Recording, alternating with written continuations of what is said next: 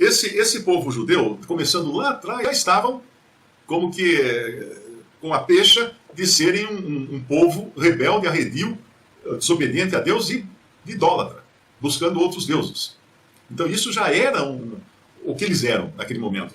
E não mudou nada. Na realidade mudou alguma coisa assim, porque ao longo de toda a história de Israel, você encontra Israel como um povo idólatra. Isso você tem desde lá do começo, acho que logo no início, ainda em Gênesis, você tem lá o primeiro caso de idolatria, que aparece um ídolo do lar na tenda, não sei de quem lá, esqueci agora, mas já tinham nos seus lares, nas suas tendas, ídolos, pequenas estatuetas de deuses pagãos, porque eles assimilavam. Eles ficaram no Egito 400 e tantos anos, assimilando toda aquela idolatria. Não podia ser diferente quando eles saíram do Egito. Mas ao longo de toda a história, aí você vem os reis, depois vem os profetas, todos metidos em idolatria também. Os profetas não, mas as denúncias, né, deles, eles denunciando a idolatria do povo. Depois tem aquele ato de, acho que é 400 anos, entre o Antigo Testamento e o Novo Testamento, e de repente você entra nos Evangelhos, e o que você encontra? Uau! Os judeus tomaram um banho de loja. Está tudo bonitinho, eles têm um templo, eles têm o sacerdócio funcionando, os sacrifícios, os levitas, está tudo... Cadê ídolos? Não tem. Não tem. Tinha lá no templo antigo, no templo antes da restauração do templo, no templo depois de Salomão, já entraram alguns reis idólatras e levavam ídolos para dentro do templo. Dentro do templo de Salomão eles colocavam ídolos lá dentro. Tem até prostitutas e prostitutos dentro do templo. Fazia parte de adoração pagã a prostituição, tanto de homens como de mulheres. E eles levaram isso. Havia câmaras no templo que eram usados como um bordel. Esse é o templo de Salomão. O estado que ele ficou, depois que eles foram se desviando, é só ler os profetas, você descobre como é que foi essa história. Mas agora, nos evangelhos, há 2000 anos, quando o Senhor Jesus vem, parece até que eles tinham pensado que tinha que arrumar a casa. Tinham que limpar a casa. Tinham que expulsar os ídolos da casa. Tirar tudo, deixar a casa limpinha. E deixaram. Deixaram, efetivamente deixaram. Estava um primor, aquele templo que foi reformado, restaurado por Herodes, e não tinha a glória do templo original de Salomão, mas era um big do templo, né? Só que agora eles estavam nessa condição de Mateus 12, 43. Essa passagem é muito mal interpretada por pessoas que não conhecem as dispensações, que são as diferentes maneiras de Deus tratar com o seu povo, ou com a terra, em diferentes épocas. O povo judeu. Aquele povo que durante muito tempo abrigou espíritos imundos, ídolos, feiticeiros, tudo que havia contrário a Deus. A idolatria no seu cardápio completo. Então, aqui ele está falando de um espírito imundo que fala assim, eu vou voltar para lá. E quando ele volta, o que ele acha? Ele acha a casa varrida, desocupada, varrida e adornada. Olha que maravilha. Os judeus fizeram isso.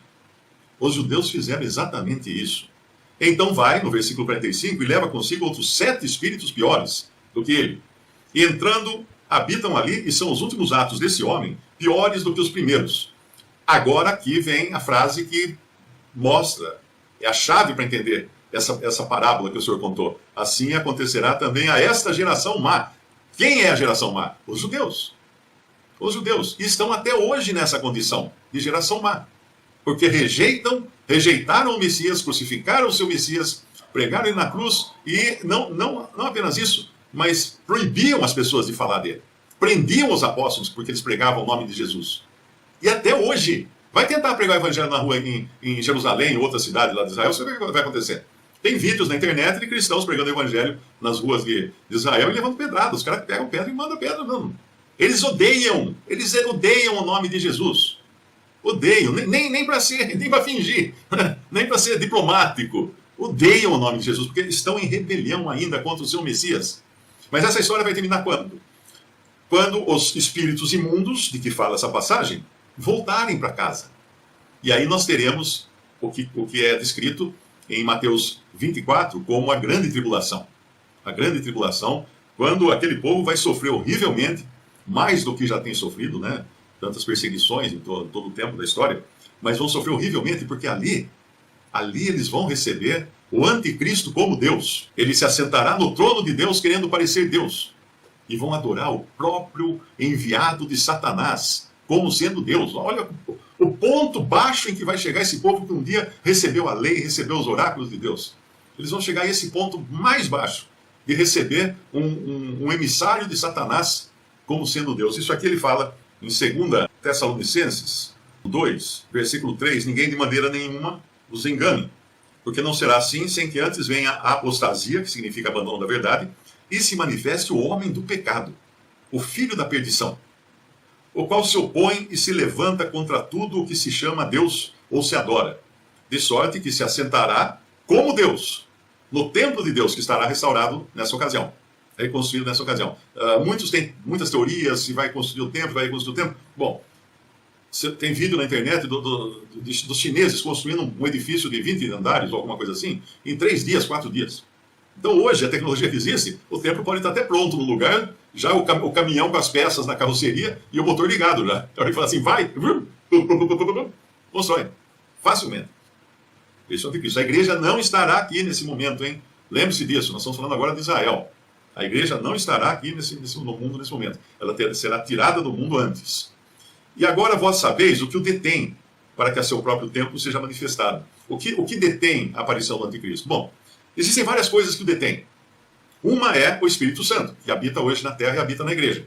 Outra que detém é o governo de Deus, que não permite que as coisas descambem no mundo. No final vai descambar, né? E aí, nesse vácuo de poder, entra quem? O anticristo, né? Entra o anticristo. E aí Paulo vai falar no versículo 5, versículo 6, agora vós sabeis o que o detém, para que a seu próprio tempo seja manifestado. Porque já o mistério da injustiça opera. Somente há um que agora resiste, até que do meio seja tirado.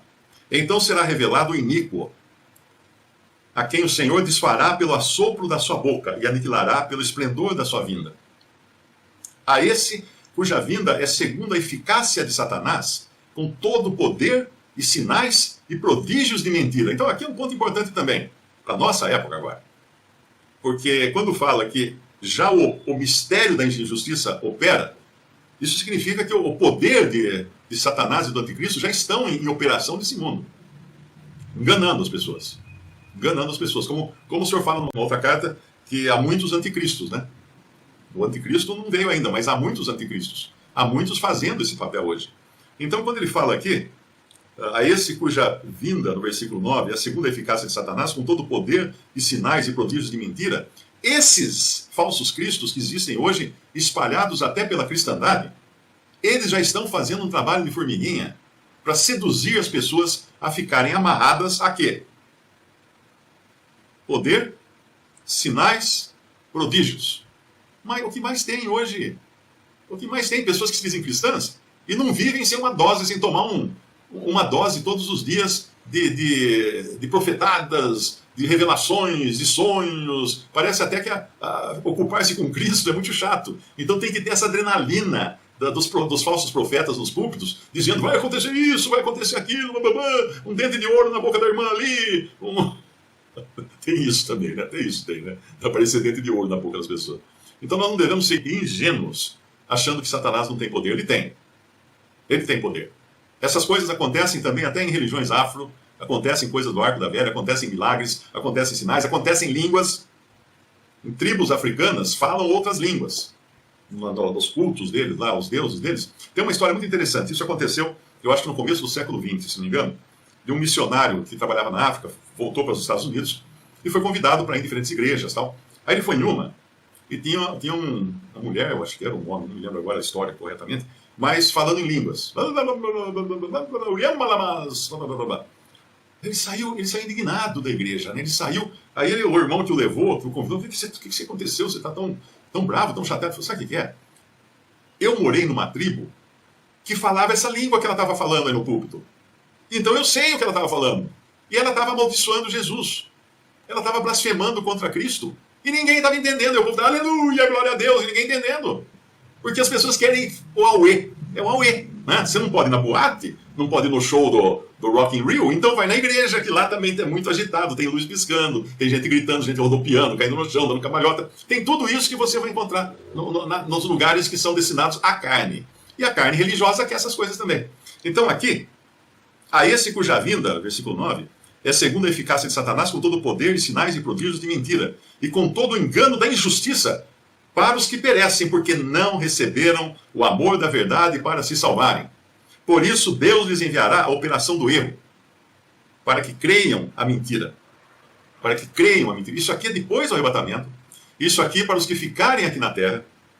Então, os que ouviram o evangelho um dia e rejeitaram o amor da verdade, eles vão crer na mentira, porque Deus lhe enviará a operação do erro. Tem uma outra versão que fala que é um espírito sedutor, acho que é uma coisa assim, para eles crerem na mentira. Como Deus já fez no Antigo Testamento. Você vai procurar no Antigo Testamento, Deus já fez isso. Deus já mandou um espírito sedutor enganar um rei. E fazer o rei crer na mentira. De que o exército dele seria campeão, ia ganhar a guerra e tal. Porque ele era desobediente, então tinha que se estrepar naquela batalha e acreditar na mentira do falso profeta, do falso espírito, do espírito enganador que Deus colocava no meio deles. Ficou com dúvidas? Assista o restante deste vídeo no canal Mário Persona, seguindo o link na descrição.